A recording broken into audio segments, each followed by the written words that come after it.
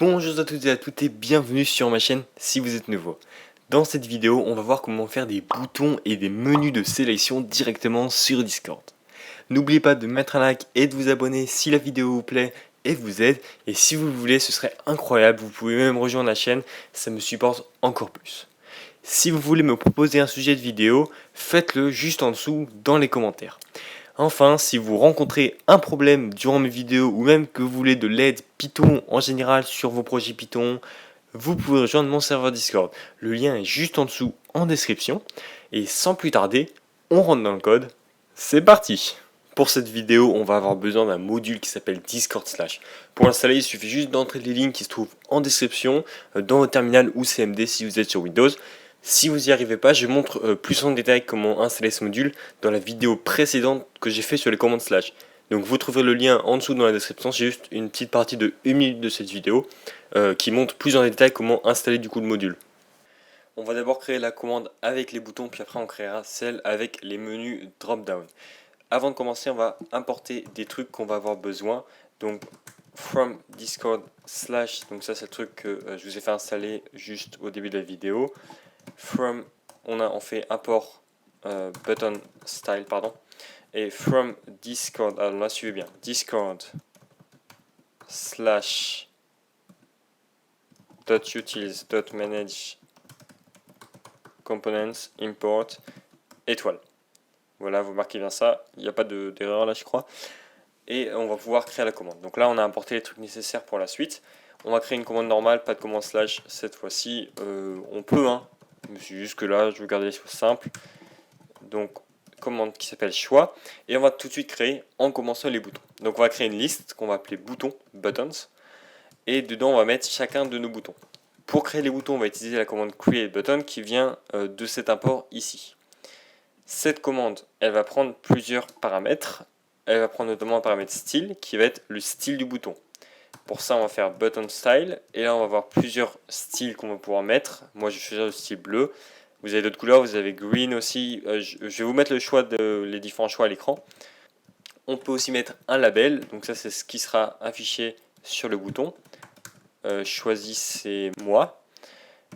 Et enfin, on peut mettre un ID, ça vous comprendrez juste après. Pour l'instant, on va juste mettre oui, donc ça c'est le bouton qu'on veut qu'il choisisse. Hein.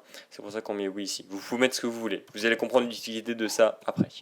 On va créer un autre bouton, et cette fois-ci le style, je vais vous montrer un autre style justement. Donc toujours button style, point, et cette fois-ci danger. Comme ça.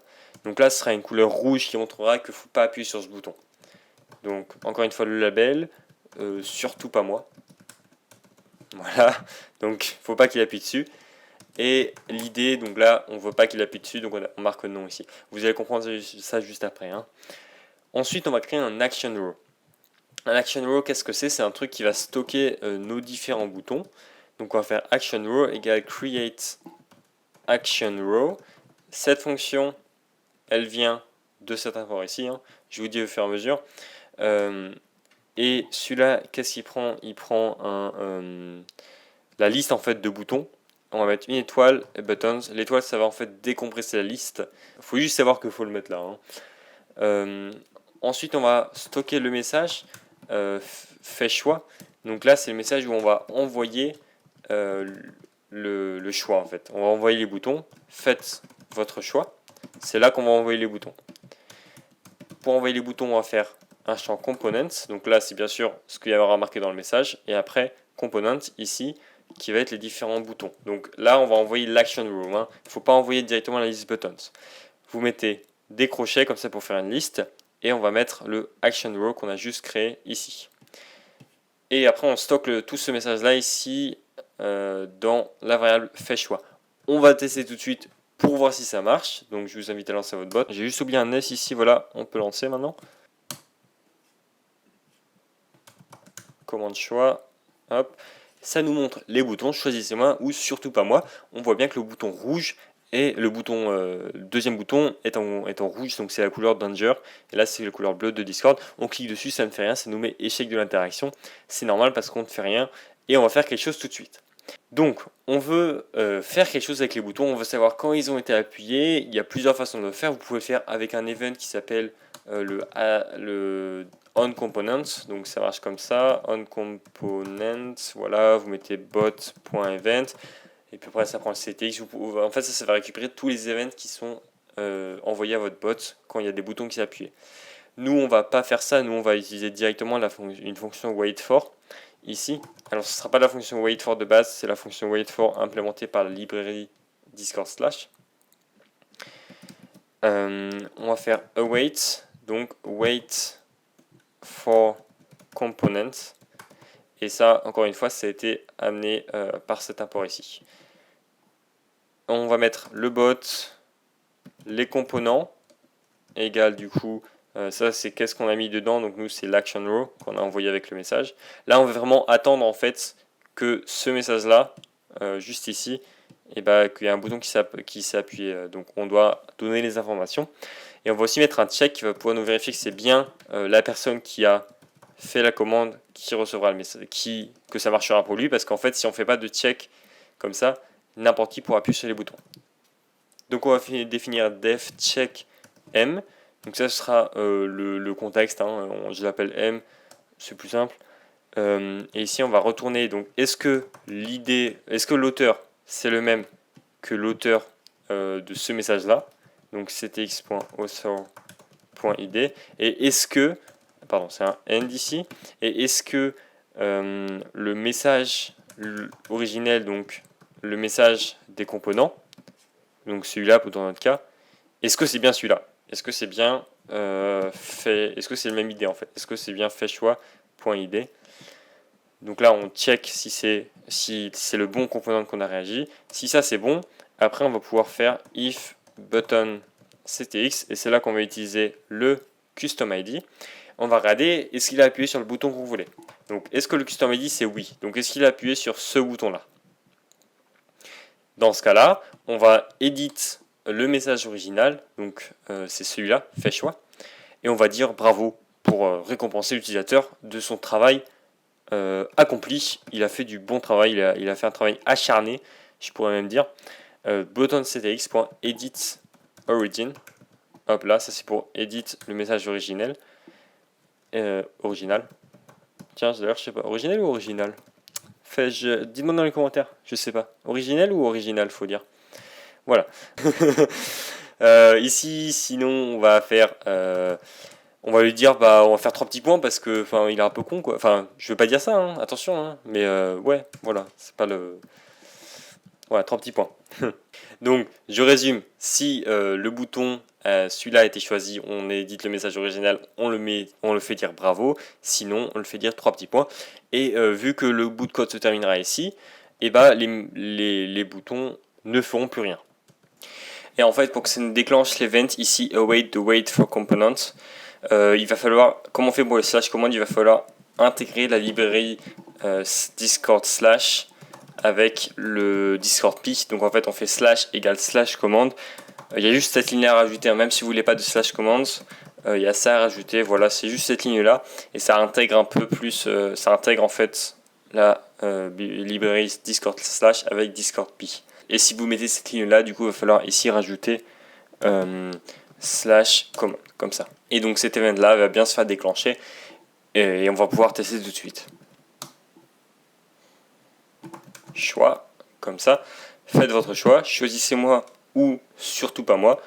On choisit, hop, ça nous dit bravo. Si on prend l'autre, ça nous dit 3 petits points. Donc ça a réussi. On a réussi à faire des boutons fonctionnels et qui diffèrent, le résultat qui diffère en fonction de quel bouton a été appuyé. Donc ça, c'est super. Félicitez-vous, mais on n'a pas fini. On va ensuite voir comment intégrer d'autres components qui s'appellent des drop-down. Donc pour ça, on va faire une commande de quiz. Donc je vous invite à créer une autre commande tout de suite, bot.command. Et ça, je vais vous montrer en fait comment donner un choix à la personne directement sur Discord. En fait, il aura un petit menu ici qu'il pourra sélectionner. Alors c'est pas comme les commandes slash où tu as un menu où tu peux sélectionner, hein. Là c'est quelque chose de différent. Donc une commande normale, quiz, et on va tout de suite créer les menus de sélection. Donc ça s'appelle un select, comme ça, et on peut faire create select juste ici. Et dans ce create select, donc create select c'est une fonction qui est apportée juste ici. Ce create select il va nous créer un select qu'on va pouvoir utiliser dans notre message. C'est un component, donc on donne des options, les différentes options que la personne peut choisir. Et il faut savoir qu'il y a un maximum de 25 options autorisées, mais vous inquiétez pas, vous pouvez avoir plusieurs selects dans le même message. Donc on va tout de suite créer des options. Pour ça on utilise create select option. Encore une fois, importer avec cette ligne là. Cette ligne là elle fait tout hein, ici. Encore une fois importer avec cette ligne là. Et en fait on va faire un petit quiz de quel emoji est le meilleur de tous les temps. Donc j'ai récupéré 4 emojis juste ici. Voilà, j'ai mes 4 emojis. Et on va pouvoir les utiliser. Alors je vais les ramener ici. Hein. Voilà, ici pour l'instant. Donc on va faire une option de chaque emoji. Et une petite description. Donc par exemple, celui-là c'est haha trop. Attendez, on va faire le truc comme ça. Hein.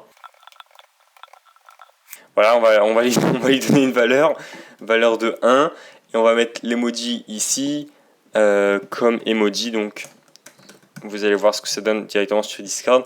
Voilà, donc haha trop marrant lol, value égale 1, emoji celui-là. Et on va faire ça avec les autres. Hein. Donc à chaque fois il y a une petite description. Donc encore une fois create select option, 3 petits points, value égale 2, emoji cette fois-ci c'est celui-là avec 3 petits points. Ensuite on a celui de la friend zone, juste ici, value égale 3. Donc la value en fait c'est un peu comme le custom ID, ça va nous permettre de savoir quel truc a été choisi. Donc emoji égale le cœur. Et enfin, le renard, qui fait partie des choix possibles. Emoji égale... Voilà. Donc là, j'ai fait ça. On a 4 options dans notre select. Et on va pouvoir l'utiliser tout de suite. On va juste mettre un peu plus d'infos au niveau du select. Ici, on va lui donner un placeholder. Ça veut dire que qu'est-ce qui sera montré quand il n'y aura aucun emoji qui sera choisi. On va mettre choisir un emoji, donc ça dit à l'utilisateur quoi faire. On va donner un nombre minimal de valeurs que vous sélectionnez. Donc nous on va au minimum 1 et au maximum 1, mais vous pouvez mettre minimum 2 et maximum 5, vous voyez. Vous pouvez complètement customiser. Nous on n'en veut qu'un seul parce que c'est on va savoir le meilleur emoji de tous les temps. Donc on va tout de suite envoyer le message qui dit à l'utilisateur de sélectionner le meilleur. Quel est le meilleur? Voilà. Et avec ça, on va envoyer la liste ici d'emojis. Components égale, donc encore une fois c'est un component. On va encore une fois créer on va utiliser create action row directement ici. Hein. On fait une liste qu'on utilise create action row et le select. Si vous voulez en avoir plusieurs, il faut juste rajouter un différent select et vous rajoutez un create action row ici après. Donc là on envoie le message, on crée notre objet select ici et ici on le transforme en action row qu'on met dans une liste de action row du coup, qu'on envoie ça dans le champ components. Et vous pouvez bien sûr ajouter des boutons en même temps que votre select, hein. Ça c'est tout à fait possible. Donc ça c'est la fonction quiz. Quel est le meilleur emoji de tous les temps? Vous voyez là ça fait choisir un emoji. Donc ça c'est le placeholder qu'on a mis juste ici. Hein. Et si on clique là, hop, on a nos différents emojis qui apparaissent. On peut en sélectionner un. Voilà celui-là par exemple. Et là ça va nous dire essaye de l'interaction parce que pour l'instant on ne fait rien quand la personne a choisi un emoji. On va faire comme avant. Hein, on va attendre, on va wait for le component. Ouais, wait for le component, ouais, t'inquiète. Et pareil avec un check. Donc on va refaire le même check, donc on peut copier le check. Hein. Hop, tac, on met le check ici. Et ça va être un peu similaire aussi hein, au niveau du wait. Donc on va faire choix ctx égale await de wait for component, méthode qui a été utilisée ici, qui est bien sûr dans l'import celui-là, qui sert à tout. Cet import il est vraiment utile. Et là, on va attendre, donc on fait bot, on donne les components. Donc nous, c'était le select ici, component égale select, et le check qu'on va du coup, on a appelé check ici. Donc là, on a notre event, et si on veut après que le check marche, en fait ici, il faut récupérer le fait choix. Donc celui-là, si vous vous souvenez, c'est le fait choix qu'on a juste ici, quand on lui dit de faire son choix. Donc on va le récupérer ici, hop, quand on envoie le message quel meilleur emoji tous les temps, on va récupérer le message qu'on peut après utiliser dans le check, comme on le fait juste au-dessus. Et une fois qu'on récupère l'event ici, on va pouvoir vérifier est-ce que l'utilisateur a bien choisi le meilleur message de tous les temps, est-ce qu'il a trouvé le bon. Donc pour ça, on va récupérer choiceCTX ici du message et on va regarder les valeurs. Alors il peut y avoir plusieurs valeurs, donc c'est values au pluriel, c'est une liste. On va récupérer la première valeur. Nous, on en sélectionne qu'un ici. Si on a mis 2 ici, il pourrait y avoir un deuxième élément. Nous, on sait qu'il n'y en a qu'un seul et on sait qu'il n'y en aura toujours qu'un seul car on a mis min values à 1. Donc on sait qu'il n'y en a qu'un seul et il n'y en aura toujours qu'un seul. On va récupérer le premier et on va regarder est-ce que bien sûr c'est l'emoji numéro 4. Car c'est bien sûr l'emoji renard, le meilleur emoji de tous les temps, qui ne sait pas ça. On va envoyer un message choiceCTX.send. Donc on ne prend pas le CTX de base parce que ça ne va pas marcher. Il faut prendre le nouveau choiceCTX. Ça permet d'être plus à jour en fait. Techniquement, je crois que ça peut marcher, mais il vaut mieux utiliser le choiceCTX. On dit ici bonne réponse, point d'exclamation, et on va mettre l'emoji renard. Voilà.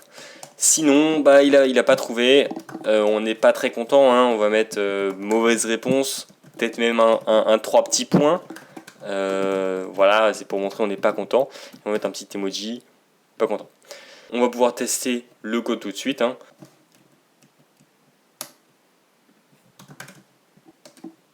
Quel est le meilleur emoji de tous les temps? C'est bien sûr le renard. Bonne réponse. Maintenant, si on refait qu'on sélectionne le mauvais, et mauvaise réponse, bien sûr, et tu n'as pas sélectionné le bon. Donc, notre check marche bien, notre await marche bien ici, on récupère bien la bonne valeur, et on a bien notre menu directement intégré à Discord. Et voilà, c'est déjà la fin de la vidéo. J'espère que vous avez aimé. Si oui, n'oubliez pas de mettre un like et de vous abonner. Ça ne vous coûte rien et ça me supporte énormément. Si vous avez des questions, venez sur le Discord où on vous aidera. Le lien est juste en dessous de la description. La prochaine vidéo sera sur... je sais pas trop en fait. Donc si vous avez des idées de vidéos, proposez-les dans les commentaires ou sur le Discord et je les ferai peut-être. Sur ce, je vous dis au revoir. À la prochaine. C'était Titouan.